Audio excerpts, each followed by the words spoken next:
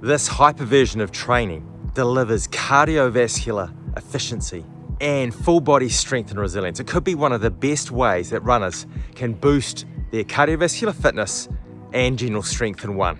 Keep watching for details on how to apply this ancient training method into your running plan. Woo, kia ora team, Brad here for the Run Experience. Now, every year I love geeking out on trying to improve my running, so I order a whole heap of running and wellness books, and I couldn't wait to read The Comfort Crisis, how to embrace discomfort and help reclaim your happy, healthy, wild self by Michael Easter. Now, the book was already packed full of wellness habits that I employ. There was stuff on cold showers, there was chapters on full body strength, but the last chapter was on rucking. So this is basically power walking, not running, with a vest, a weighted vest, or a heavy backpack. Now, Jason McCarthy, who's an ex-Special Forces guru, states that it's the ultimate in cardiovascular fitness paired with general strengthening. Rucking will basically calibrate your body for the ultimate in strength endurance. So if you're carrying too much fat or muscle, it's gonna lean you up. Too skinny, and rucking's gonna build a whole new layer of muscle that you never thought possible. Now, rucking ramps up fat metabolism because you're carrying the weight, especially when you're going uphill. And carrying that weight when you're descending maximizes that eccentric contraction and that joint loading resilience. It is a full body conditioning workout and one of the best that I've come across. So how do you integrate rucking into your training week? Well, like any new training method, you have to do it gradually. I started with a 12 kg kettlebell wrapped in towels in my pack, and I go on a family walk every couple of weeks with that pack just to get used to carrying that extra weight.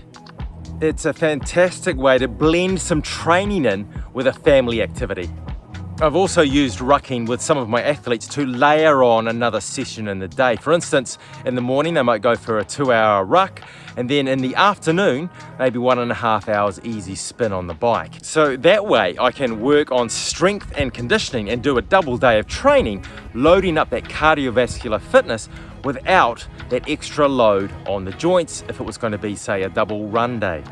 I've also used rucking as a standalone session when an athlete is time crunched. For instance, if they've only got 2 hours, they might get a lot more out of a 2-hour ruck than a 2-hour easy run, especially if you're looking to develop that strength and general conditioning. Tramping or hiking is another way to integrate rucking into the training week.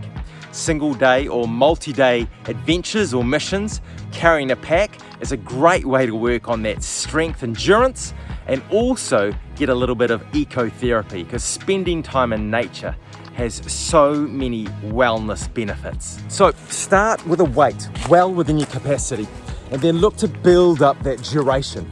Maybe once every 2 weeks or once a week, and then after around 6 weeks, increase the weight. Don't rush it. And one major precaution would be taking it easy on the downhill. You're already having more weight and force go through the joints with just normal body weight. Adding weight just adds a little bit more. So be careful, don't go too quickly so that you lose control and increase your risk of injury or overloading. Now, if you want some extra information on why you should get out into nature, move in nature, then check out this video that Dan and I did earlier. Get into our natural world, love it, appreciate it, and then look at ways to save it. Thanks so much for joining me on this ruck. Make sure you integrate it into your program carefully. Go out there, earn those miles, get strong, champion compassion, and I look forward to catching up with you on the next video.